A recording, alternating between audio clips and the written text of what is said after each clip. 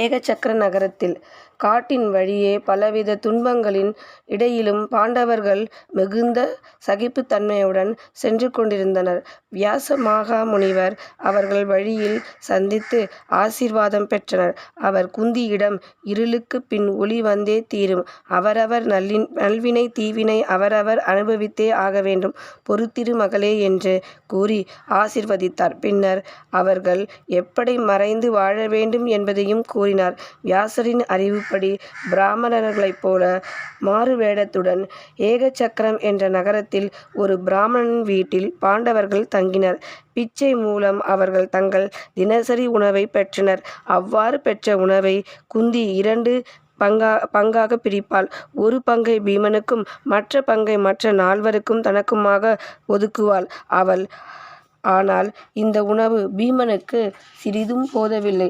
நாளுக்கு நாள் இளைக்கலானான் அவன். குந்தியும் பிற பாண்டவர்களும் மிகவும் கவலை கொள்ளலாயினர். ஒருநாள் பீமனும் குந்தியும் வீட்டில் இருந்தனர். மற்ற சகோதரர்கள் பிச்சைக்காக சென்றிருந்தனர். அப்போது வீட்டினுள் அழுகை குரல் கேட்டது. குந்தி உள்ளே சென்று பார்த்தபோது அங்கு வீட்டின் சொந்தக்கார பிராமணரும் அவர் மனைவியும் குழந்தைகளும் பரிதாபமாக கதறி அழுது கொண்டிருந்தனர்.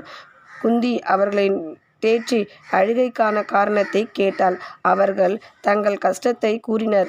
ஏகசக்கர நகரின் அருகில் உள்ள காட்டில் பாகாசுரன் என்ற அரக்கன் வாழ்ந்து வந்தான்.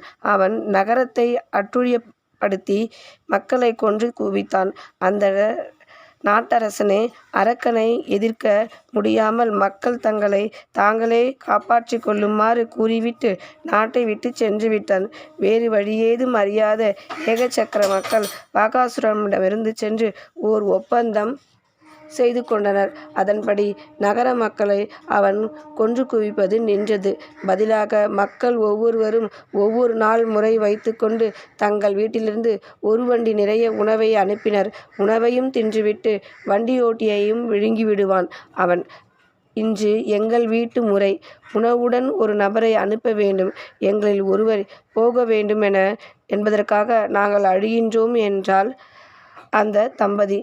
குந்தி பீமனிடம் இது பற்றி பேசினாள். பின்னர் பீமன் சென்று, ஐயா, நீங்கள் வருந்த வேண்டாம். என் 5 மகன்களில் ஒருவன் அந்த அரக்கனுக்கு உணவு எடுத்துச் செல்வான் என்றாள். ஆனால் அந்த பிராமணர் இதற்கு ஒப்பாமல், எனக்காக என் விருந்தினர் துயருற ஒருபோதும் நான் சம்மதிக்க மாட்டேன் என்று கூறிவிட்டார். குந்தி அவரை தேற்றி, கவலை வேண்டாம் ஐயா, என் மகன் தெய்வீக சக்தி உள்ளவன். அரக்கனால் கொல்லப்படுவதற்கு பதிலாக அரக்கனை அவன் கொன்று விடுவான் என்றால் பலவிதமாக எடுத்து கூறி பின் அந்த பிராமணனுக்கு ஒருவாறு சம்மதித்தார். மற்ற சகோதரர்கள் முதலில் சிறிது தயங்கினர். ஏனெனில் பாகாசுரனை கொன்றது பற்றி கேள்விப்பட்டால் எங்கே தங்கள் இருப்பிடத்தை துரியோதனன் கண்டுபிடித்துவிடப் போகிறானோ என்ற பயம் அவர்களுக்கு இருந்தது. மேலும் தங்களிடமிருந்து துரியோதனனால் அபகரிக்கப்பட்ட அரசை திரும்பி பெற பீமனின் பலத்தை பாண்டவர்கள் நம்பியிருந்தனர். எனினும் முடிவில் பீமன் அந்த அரக்கனுடன் சண்டையிட அவர்கள் சம்மதித்தனர். எல்லாவித உணவு வகைகளுடன் வண்டியை ஓட்டிக்கொண்டு பீமன் காட்டிற்கு சென்றான். அரக்கன் வாழும் இடத்திற்கு சென்ற பின் மாடுகளை அவிழ்த்துவிட்டு வண்டியில் உள்ள உணவை தானே சாப்பிட ஆரம்பித்தான். அதனை கண்ட பாகாசுரன் கோபத்திற்கு எல்லையே இல்லை. பெரிய கண்களும் அகாலமான வாயும் நீண்ட பற்களுடன் அவன் பலமாக கத்தியவாறு பீமனை தாக்க ஆரம்பித்தான். ஆனால் பீமனோ ஒன்றுமே நடக்காதது போல் தொடர்ந்து சாப்பிட்டு கொண்டே இருந்தான். மெதுவாக உணவை முடித்துவிட்டு பானைகள் நிறைய இருந்த தயிரை குடித்துவிட்டு வாய் மற்றும் கைகளை கழுவி பின்னர் திருப்தியுடன் எழுந்து அரக்கனை நேருக்கு நேர் பார்த்தான். இருவருடைய கடும் சண்டை நடந்தது.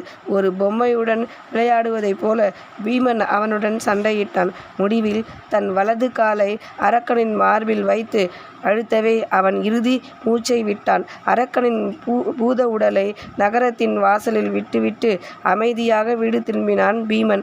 அடுத்த நாள் அரக்கனின் இறந்த உடலை கண்டு ஆச்சரியப்பட்ட நகர மக்கள் அனைவரும் மகிழ்ச்சியில் திளைத்தனர்.